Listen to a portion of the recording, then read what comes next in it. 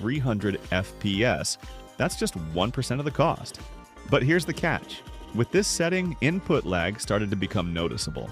The visuals were smoother, sure, but in games that demand quick reactions, it started to feel just a bit off. Next, I wanted to test the difference between fixed frame generation and adaptive frame generation. So, fixed basically acts like a multiplier, similar to how NVIDIA's version works. It just duplicates frames at a constant rate. But adaptive mode is a bit smarter. It adds in extra frames dynamically between existing ones to hit your target FPS. Think of it like a variable math equation instead of a fixed multiplier.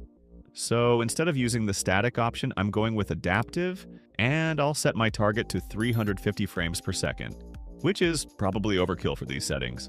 But realistically, I'm aiming for a stable 300 frames per second gameplay experience.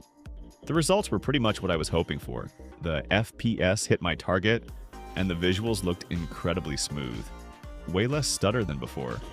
However, the input latency still isn't quite on par with a native render. There's one more thing I haven't mentioned yet. Something called flow scale.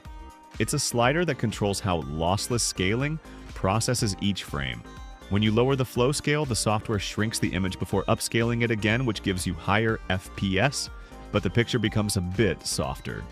When you raise the flow scale, the image looks sharper and more detailed, but performance drops slightly since the GPU has to process more pixels. In most cases, the sweet spot is around 50 to 60%. A nice balance between clarity and performance. Basically, lossless scaling works like an AI frame interpolation tool. It analyzes the previous frame to predict what the next one should look like.